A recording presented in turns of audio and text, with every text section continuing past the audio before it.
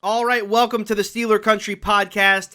I am Tony Serino, and this is episode number 2 of this new iteration of the show. It's been a little while. It's been about a month since I did the last episode of this show, the first episode of this show, this new iteration. And that episode was with my friend Chris Carter. He and I talked about Ben Roethlisberger, his future with the team, and how the Steelers could work out a contract negotiation with him, and whether or not they should even want Ben Roethlisberger back. Now we have clarity on that situation. We have some, we now know he's coming back. We know what the number is going to be. They did rework that deal. And so we can talk about that today. We'll also talk about whether or not it's a good deal for the Steelers. Should they have brought back Ben Roethlisberger? And then we'll pivot into a talk about the salary cap in general. And with free agency starting in the next week or so, we should talk about that and where the Steelers are likely headed when it comes to free agency. But let's start with that Ben Roethlisberger deal. It's a big deal for the Steelers, right? The Steelers' cap situation coming into this offseason was not a good one. They were going to be $25-ish million over the cap when this started, right? When the season ended in 2020, we went into 2021. So they had plenty of cap space to clear off, right? But it's not unique to the Pittsburgh Steelers, right? Let's talk about how they got here, because how they got here is pretty simple. Global pandemic is how they got here. COVID-19 is how they got here. The NFL went from selling 17 million tickets in 2019 to selling just a little over 1 million tickets in 2020.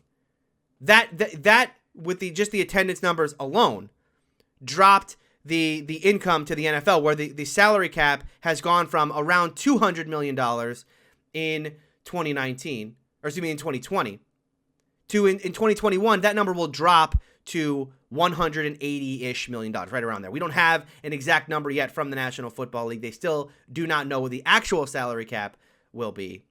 But that's, we're thinking it's going to be in the range of $180 million. So it's going to be a drop of 10% in available cap space around the National Football League. And that's going to have reverberations not just for the Pittsburgh Steelers and what they can do with their roster, but all the way around the league. Look at what's happening right now to the Las Vegas Raiders, who are having to decimate their roster, a roster that they just started putting together. Right? Remember, they've got Mike Mayock as their general manager. He's been there for a couple years now. John Gruden, been there for, 3-4 years now. Right? They're just starting to get into building this roster out to the roster that they want it to be. And what's happening now because of this pandemic, because of COVID, they're having to cut players they just signed 2 years ago. They had this huge free agent haul 2 years ago. Trent Brown, the great left tackle, right? They got LaMarcus Joyner. They got Tyrell Williams, the wide receiver. And this was supposed to be their big haul that they were going to start and overhaul this roster. And instead, now here we are in 2021. All 3 of those players are no longer with the team. Tyrell Williams, cut outright. LaMarcus Joyner, cut outright. And Trent Brown traded for a late round pick swap with the New England Patriots. All of that to clear cap space in 2021. And that's what's going to happen around the league. When we start seeing the Saints, who are $50 million over the salary cap, having to make their moves, we're going to see these similar things. The Eagles are going to have similar problems. The great thing for the Steelers so far this offseason is that they've been able to clear off this $25 million and not have to really cut anyone. Now, they were helped by the fact that Marquise Pouncey retired. They were helped by the fact that Vance McDonald retired, absolutely. And they also did the same things that they always do, which is restructure deals and push deals into future, or push money into future years. They did that with Cam Hayward so far. They will likely still do that with Stephon Tuitt as we go. But the Steelers were able to clear enough cap space to now be cap compliant. Here we are, just about a week before the start of free agency, and they are cap compliant. They are $3 million under the salary cap. And the way they got there was by restructuring the contract of Ben Roethlisberger. So last time, I talked to Chris about whether or not the Steelers should want him back and what that deal should look like. And I think ultimately, if we're looking at the deal that they signed for Ben and the number that they got it to, his cap number for the 2021 season will likely be around $26 million. It was going to be $41 million. Ben Roethlisberger was scheduled to have the biggest cap hit of any quarterback in the National Football League for the 2021 season. He will now have right around the 11th most expensive cap hit for quarterbacks in the National Football League. That is more than fair, right? And again, the Steelers were working with a situation where there was about $22 million of that they just couldn't touch, right? $22 million of his 2021 salary was in prorated bonus, which cannot be spread out amongst future years. So what the Steelers did was they got Ben's $41 million number. They got it down to 25 by adding 4 what are called void years in the deal. Basically, this is the idea that you can spread this prorated bonus. You can turn money into a prorated bonus and spread it out through years, even though you really have no intention of paying that player in that season. And that money will eventually hit your salary cap in those future years, right? So if the contract voids out after the 21 season, the Steelers will have a dead money cap charge of $10.3 million in 2022, right? So you're basically spreading out that number. But what also happened here is that Ben Roethlisberger took a $5 million pay cut. So if you look at the total cap hit now of Ben Roethlisberger's deal, it's $26 million this season, $10 million next season, adding up to $36 million, which means Ben Roethlisberger actually took a $5 million pay cut for this season, which is great. Again, that's money that's going to help this team both this season and in future years.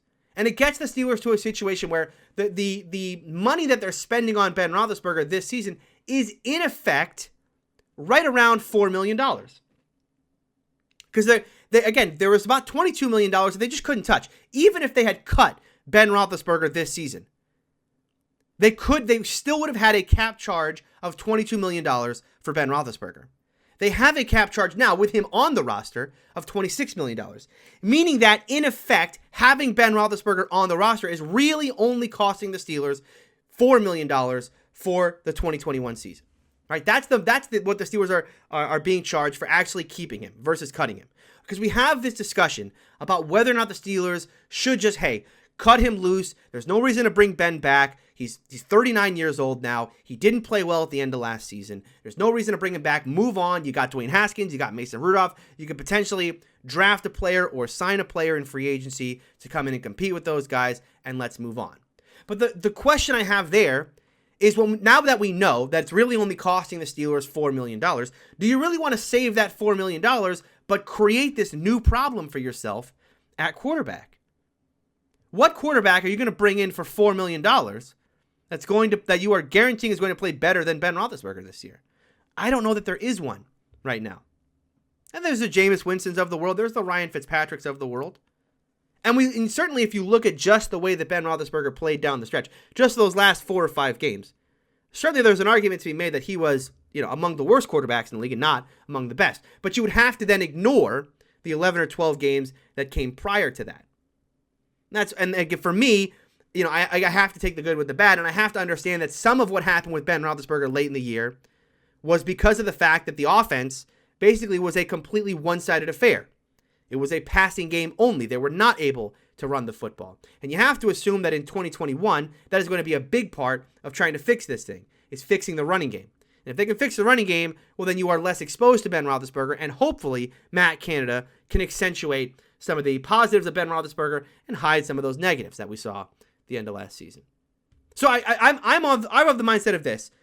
I don't want to cut Ben Roethlisberger. I never wanted to cut Ben Roethlisberger because it creates this problem for yourself that you don't need to make. You don't need to create a problem for yourself at quarterback when you look at the roster right now, there are plenty of other problems that this team has to address. Right? They have to address a problem at running back where they don't really have a starter right now. They have to address a problem at center. They don't really have a center right now. And they have depth issues all around the roster. And oh, by the way, nickel corner is a problem for them because both Cam Sutton and Mike Hilton are both free agents right now. So I don't want to create a problem at quarterback and then have to address that in addition to all the other problems that I have with this roster right now. Now you might say to yourself, hey, Tony, I'm not going to create a problem for myself at quarterback. I'm just going to cut Ben Roethlisberger and I'm going to start Mason, or I'm going to start Dwayne Haskins, or I'm going to start whoever I draft as a rookie. And the problem I have with the rookie, though, is that, again, you have still created the problem because now you are taking a quarterback in this draft when you may be able to wait a year to get that quarterback in the 2022 draft if you play Ben Roethlisberger for this season. But I get the point of, hey, just play Mason for a year, right? He didn't look that bad at the end of last season. I'll give Mason a ton of credit for what he did against the Browns because I expected him to just be atrociously bad as we had seen him be in games past, especially considering that the Browns were playing for their playoff life and the Steelers were playing for nothing, right? They were resting starters in that game. And you have Mason Rudolph coming in. I expected Mason was, and considering the fact that the Steelers still had no running game, right? I mean, they still just weren't able to run the football. And so you got Mason Rudolph, and he's the only way they're going to be able to move the ball. And you expect this guy going to go out there and play well? No way. So I'll give him a ton of credit for what he did in that game. Absolutely blew me away with his performance. And I think what he did is he elevated himself, in my mind, to being a solid backup in this league. Absolutely. Can he be a starter? I'm not so sure just yet, but I think he can be a solid backup. Absolutely. But here's the problem with starting Mason Rudolph in the 2021 season, is now we're imagining a season where the Steelers are basically giving up, right? Do they have a better chance of winning a Super Bowl in 2021 with Ben Roethlisberger or Mason Rudolph? I would say Ben Roethlisberger, right? Ben Roethlisberger is going to give them a better chance, even if it's slim, even if we're saying that, hey, the chances of Ben Roethlisberger winning a Super Bowl is 5%, and the chances of Mason Rudolph winning a Super Bowl is 1%, right? And meaning that neither are likely to happen. It's still significantly higher for Ben Roethlisberger. And the Steelers are a football team that are not going to play to tank, right? This is not a team that's going to go out there and try to tank away a season to get a high draft pick, to get their quarterback of the future. And to see that in action, just look back to 2 years ago when Ben was hurt for the year, when he had the elbow surgery. The Steelers didn't tank. In fact, they traded away what could have been a top 5 pick. What we all expected was going to be a top 5 pick, because that team seemed like at 0-3, they were headed for 4-12 or 5-11, or at best 6-10. And what did they do with that draft pick? They immediately traded it away for Minkah Fitzpatrick. Ended up being an unbelievably good trade. But at the time, of course, many Steeler fans were thinking, what are you doing? You are potentially trading away the future franchise quarterback that you could have drafted and instead getting a safety? That's crazy. But it ends up being a great trade. Why? Because the Steelers were not trying to tank that year. They were playing all out to win, and they quite nearly made the playoffs. I mean, they were 8-8 that season. And considering that the year prior, with Ben and with AB, they were 9-6-1, it was a miracle season. But they reshaped their defense that year with Minkah Fitzpatrick and what he brought to that defense. They reshaped this defense to the team we know today, which is much better defensively than it is offensively. And so I think if we're projecting into 2021, let's remember that this team is always going to play to win. They're always going to try and go out there and field the best team to win a Super Bowl. And that played into why they wanted to bring Ben Roethlisberger back. That's who this franchise is. So while we may say, just as these kind of armchair general managers, hey, the best thing for you to do as a franchise is to bottom out right now, because you're in a division with a rising Baker Mayfield, a rising Lamar Jackson, and you look at Joe Burrow and what that Bengals team could do, right? And while they may not be a great team in 2021, they're certainly going to be formidable at some point, right? And you've got all that going for you, and you're going to cling to a 39-year-old quarterback. Let it go, move on. That's not just that. While that may be the smartest thing to do as a 20,000-foot view from the armchair general manager that we're doing right now, sitting in our in our homes in Pittsburgh, that's not where the Steelers are looking at this. They're looking at this and saying, how can I best field the team to win a Super Bowl? And Ben Roethlisberger, I think right now, is their best option to do that. So they got the deal done. He comes in for $26 million. It leaves the Steelers right now with about $3 million in available cap space. Not enough to really go out and make big splashes in free agency. There's still going to have to be some deals done. And here are the deals I expect you'll see get done over the next week or so the Steelers can make, if they are going to make, not a splash, but a ripple in free agency. Here's what they're going to have to do first. I think the number one thing they're going to have to do is they're going to have to restructure Stephon Tuitt's deal. The same that they did for Cam Hayward. What they'll do is they'll take his base salary, they will move it into a prorated bonus and spread that throughout the remaining years of the deal. That should clear up about $3 or $4 million in available cap space. That'll get the Steelers to about $7 million in cap space, and that will give them the ability to sign one or two free agents. But remember, they do also have to sign that draft class, which again, when when you're considering the idea that a lot of the draft class is going to be brought in for what are minimum salary deals, and so you're going to have the displacement happen. They really only need about $1.5 million in available cap space for that. But there are some other deals that they can get done. I think Steven Nelson is due for an extension, and that will happen. Joe Hayden's in the last year of his deal. Mike Hilton is a free agent. Cam Sutton is a free agent. So you cannot let Steven Nelson walk after this season. You just can't let it happen. So the Steelers are likely going to get that deal done in the next week or so. And they have to get that deal done because they have to open up that cap space, and they just can't let him walk going into 2022. right? The cornerback room right now would be decimated as we look 1 year in the future.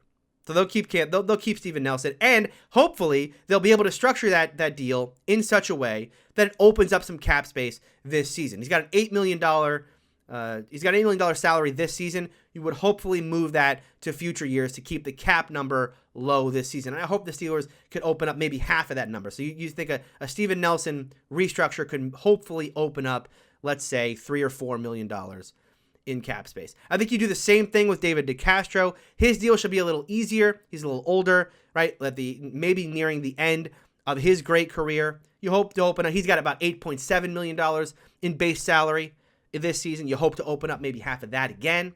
Talk about another $4 million. So you're thinking about, these $4 million a couple different ways. Okay, now we got 12, let's say we got $12 million out of those three deals. The Tuitt restructure, the Steven Nelson extension, and the David DeCastro extension. Now you're talking about a team that went from $3 million in cap space to $15 million in cap space. Now we're talking about a team that can actually go out there and make some moves. So the question is, what moves can this Steeler team realistically make, given that they're only going to have $15 million in cap space? And by the way, $15 million is not that bad, right? They could clear up a little more. The Steelers went into last season with right around $20 million in available cap space, and they made some deals, right? They got Eric Ebron on a $6 million a year deal. They got Derek Watt. They got Steven Wisniewski, right? They made the kind of free agent signings that we always see the Steelers make, which is, a little here, a little there, but nothing that's really going to break the bank, nothing that's going to light the world on fire. Certainly, the Steelers' free agent signings are not going to lead Sports Center or NFL Total Access. We're not going to see them on the front page of ESPN or anything like that. These are going to be value deals in free agency. So when I look at what deals the Steelers can get done this offseason, in this free agency, I think the most realistic deals are not necessarily with free agents from the class, right? From other teams. I think there are likely to be re-signings from within the organization. Because one of the big problems with this team right now is that this is a class of players leaving the organization that is pretty, this is a large group, and it's a pretty talented group that'll be exiting the organization from this team. You got Bud Dupree, first of all, right? Bud Dupree on a franchise tag last season, tore his ACL late in the year. There's questions about whether or not he'll be ready for opening day. And there's also questions about what really is he expecting in the open market. A lot of people are saying that the smartest thing for Bud Dupree to do would be to take a short-term 1-year deal, a prove-it deal, and then re-enter the market in 2022 when we expect, after having fans back in the stands this fall, hopefully, fingers crossed, hopefully that happens. Then Bud Dupree can re-enter in 2022, and the salary cap will, explode with the new TV deals and the attendance back to where it should be. And then he can really cash in. The problem with that for the Steelers is that a 1-year deal at $10 million, you're not hiding any of that cap space, right? You're not going to have in a long-term deal, you can bloat future years of the deal to make the deal sound better, but the early cap hits for you are very, very low. Can't do that in a 1-year deal, right? You got to eat the entire cap hit on a 1-year deal. And so if Bud Dupree does want a 1-year, $10 million deal, it's going to be tough for the Steelers to do. Right? When we're talking about a team that's going to have $15 million in potential cap space, and there's other ways that they can clear more. But again, we're talking about $10 million to one player for 1 year. Maybe not the best way for the Steelers to go. So if Bud Dupree does want that 1-year deal, he may be a lost cause. And if he is going to get a longer-term deal, then I think he's going to get a deal that's in the range closer to where he wants, which is going to be closer to $20 million, right? Closer to 15 or 20. And once again, I think that's going to be too rich for the Steelers. So I expect Bud Dupree will walk. Alejandro Villanueva at left tackle. Look, we don't even have to speculate on this one. According to Zach Banner, the Steelers starting right tackle on opening day who tore his ACL, he was told by Mike Tomlin in his exit interview, "You are my answer at left tackle." So I think we can expect, if Zach Banner is the answer, then Alejandro Villanueva is not, and they will likely let Villanueva walk in free agency. You got Avery Williamson from the Jets. He's an interesting one because you can bring him back on a very cheap deal. One thing I could see the Steelers doing with Williamson is we talk about the Steelers needing to clear more cap space. Well, I could see them cutting Vince Williams to make that happen, right?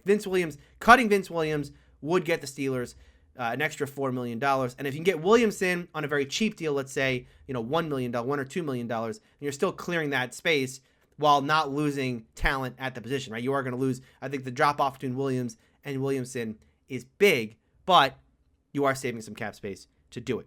Next player here is Mike Hilton. Hilton's an interesting one. Nickel corners are just not getting paid right now in the open market. If you look at what PFF and places like that are projecting for even guys like Desmond King, looking like around $4 million a year. The Steelers can make that work, right? If the market for Mike Hilton is not closer to $10 million a year, but it's closer to $5 or even under that, the Steelers can make that work. That they could definitely do, especially considering the amount of cap space they can make available to themselves. So Hilton's one to watch for. Now, if you've seen his tweets in recent days, he's kind of counting down to the market opening.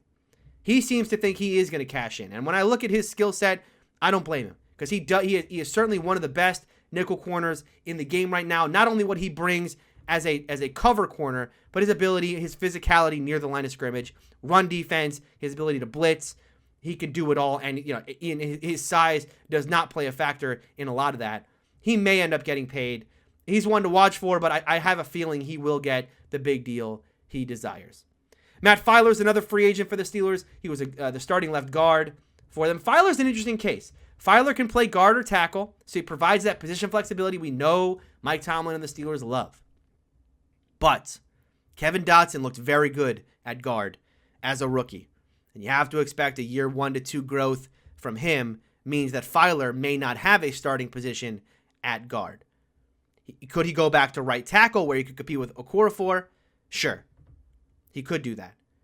But, will he likely want to see greener pasture as a place where he has a better chance to actually start, considering that if he comes back to the Steelers, he will have to compete with either Dotson, who I think would be the incumbent at this point at guard, or compete with Okorafor at right tackle.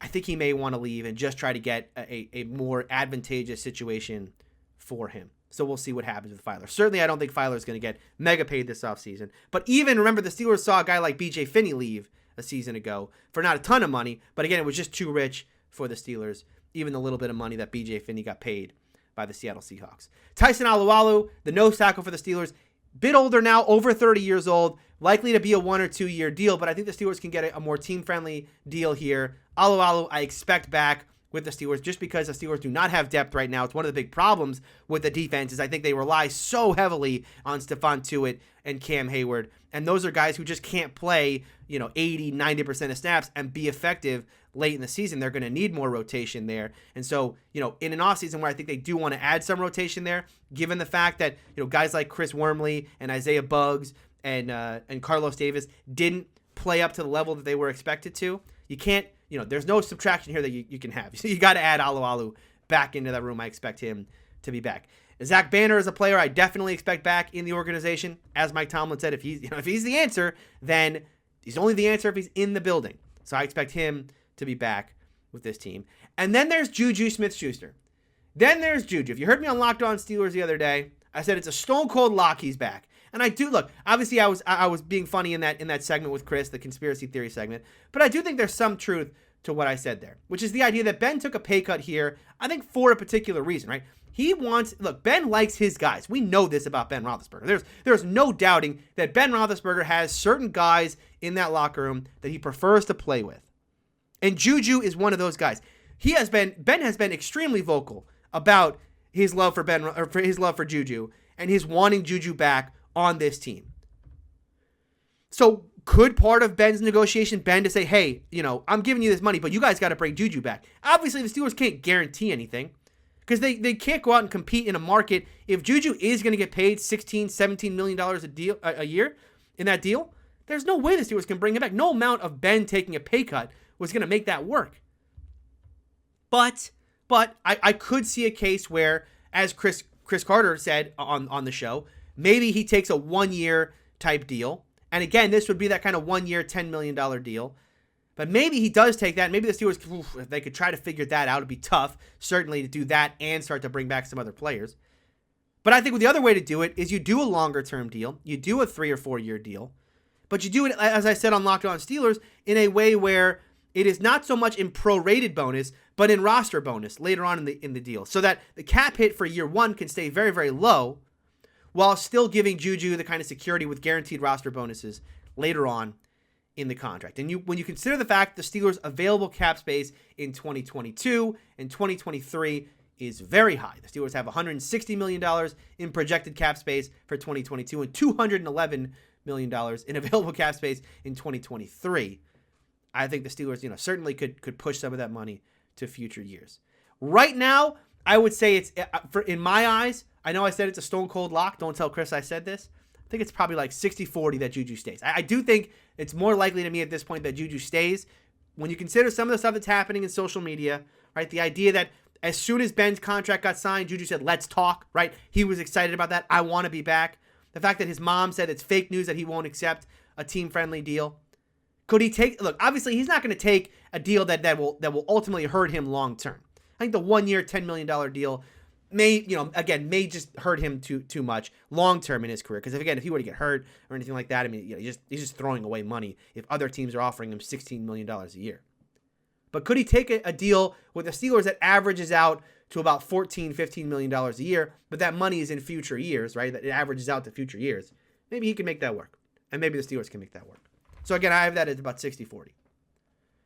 Then I go to Cam Sutton. Cam Sutton. This is the one I think the Steelers are. I think if the Steelers have any player that I think is guaranteed to come back, well, first of all, it's Zach Banner. But number 2 on that list is Cam Sutton. I think Cam Sutton provides everything the Steelers want out of a defensive back. The fact that he can play basically every position. We've seen him play outside corner at a high level. We've seen him play nickel corner. We've seen him play in the dime. He can play safety if they need him to. He can basically play any position there in the secondary. Will they have to overpay for him? I'm not so sure. Again, I don't know that the nickel corner market is going to be as high as people think it will be. But Cam Sutton may be able to make a deal with another team that gets him paid higher than what a traditional nickel corner would get paid because of the fact that he is so versatile. So if the Steelers can get Cam Sutton, and again, it's going to have to be under $10 million a year, but if they can get him, $5, $6, $7 million a year, I don't know that it's even overpaying for a guy who's that versatile. And again, the Steelers have a cornerback situation right now where Joe Hayden is likely to be gone after this season. That's going to open up a spot at outside corner. Could Cam Sutton be that guy? And then that still opens up a spot at nickel, right, where they are going to have to answer that question. But right now, the only thing behind Joe Hayden and Steven Nelson the Steelers have on this roster right now is an unproven Justin Lane, who, at the end of the year, couldn't even get a hat against the Browns, right? Wasn't even on the active roster. It was James Pierre, the undrafted player who was playing special teams and potentially a reserve corner on that team. So not a great position for Justin Lane, at the end of that season. So I think Cam Sutton is, if I'm ranking these right now, I think it's most likely that Zach Banner is back. Then Cam Sutton, obviously Tyson Alualu is in there at some point, right in between those guys potentially. I think then I would probably put Juju next after that, and then Mike Hilton. So yeah, we'll see where this goes. But I think for free agency, I think what you got to be focused on is the Steelers retaining their current players. The Steelers going out in the market and signing some guys, will they do that? Yes. But let's not forget, and let's not fool ourselves as Steeler fans. The Steelers don't go out and spend big money. If you are going to overthecap.com or whatever website you use to track this stuff, you're going to their free agency tracker, right? And you're looking at these big name players at positions of need for the Steelers, right? If you are trying to convince yourself that the Steelers are going to go out this year and get an Aaron Jones at running back, right? Or they're going to go to center and they're going to, we're going to get Corey Linsley. No, they're not. And just know, no, they're not. Number one, the cap space thing is a problem. But even if it wasn't a problem, the Steelers don't make these kind of moves. Let's remember that the biggest contract the Steelers ever gave out in this period, right, at the start of free agency, in this March to April period, was 2 years ago to Steven Nelson at an average per year of $8.5 million. That's the biggest deal they've ever given out. So we talk about Corey Linsley. Corey Linsley made $8.5 million a year on his last deal. He was an all-pro. He's not taking a pay cut, okay? This is a guy who's going to make $10, $11, $12 million a year on the open market, even at 30 years of age. They're not getting Corey Linsley. In fact, I would argue that even if you look at some other players here at center, right? Austin Blythe, the Rams center. Now, he was making $4 million on his last deal. But if you talk to people around the Rams, they will tell you, no, Blythe was so good, we don't even think the Rams can bring him back. He's going to go out in the open market and make closer to that $10 million a year range. And what the Steelers are doing in free agency is trying to find value deals. That's what they always do. It just so happens that even their biggest deal they ever gave out, that Steven Nelson deal, $8.5 million, well, Steven Nelson's playing like a corner who's much better than that. I mean, Steven Nelson has been, a revelation at corner. This is a guy who on Kansas City was just a guy. On Pittsburgh, he's been one of the best cornerbacks this team has had in the last, how many years do you want to go back? 20 years? 20 years? What are the best cornerbacks Steelers have had in the last 20 years? Ike Taylor, Joe Hayden, Steven Nelson. That's the list. Am I missing someone? SteelerCountry@gmail.com if I'm missing someone. I don't think I am. I think those are the best three corners the Steelers have had in the last 20 years. So did they overpay $8.5 million? I don't think they did. Right? But again, you want to find the value at the position. And if an Austin Blythe, who again, I don't even know that he's one of the best centers in the game, but he's going to get overpaid in the market. You want to find value. You want to find value in the market. And that's what the Steelers are always looking for. So if I'm looking at the center position, right, what are some players that I can realistically see the Steelers signing for value? It's tough. It's not names you're going to want to hear, right? Tyler Shatley from the Jaguars, who is making close to league minimum. Could they sign him on a league minimum deal? Matt Skura from the Ravens, who Ravens fans despise, and I'm sure Steelers fans would not be excited to bring in. But he's a veteran player, has experience on a good run-heavy line. Yeah, he's certainly got some issues, no doubt about it, but you can get him on a value deal. Those are guys who I think are much more likely. And when I look at the running back position, if the Steelers are going to go out in free agency and sign a running back, maybe Malcolm Brown, maybe playoff Lenny. And again, playoff Lenny's not someone that I like. If you heard me on AFC North Talk, I'm not a big fan of playoff Lenny. I think Leonard Fournette is very overrated as a player. He happened to have a great postseason, but if you look back at his regular season, not good. And all the things that get said about Leonard Fournette, about how, if he ever played in a system that accentuated his strengths, he would be great. Again, he was on a team with Tom Brady and Mike Evans and Chris Godwin and Rob Gronkowski and yada, yada, yada, and a great offensive line. And he averaged under 4 yards to carry again. So, yeah, I don't know that there are a ton of players out there in free agency that, the big names certainly are not the guys the Steelers are going to go out and get. They're going to get the value players at certain positions, and the focus here is going to have to be on the NFL draft. That's where the Steelers make their money. That's where the Steelers find their value. And the Steelers, by the way, if we look back just even at last season's draft, what an incredible draft class that was. Chase Claypool in the second round, Alex Highsmith in the third round, Kevin Dotson in the fourth round. All three of those players now are projected to be not penciled in, but you can write it down in permanent ink. Those guys will be starting players in the National Football League for the Pittsburgh Steelers in 2021. And by the way, we've talked about those three players, the second, third, and fourth round picks. We haven't even mentioned the fact that their first round pick was Minkah Fitzpatrick, one of the best safeties in the National Football League. I mean, you look at what the Steelers did just last season in the NFL draft, and it was a spectacular class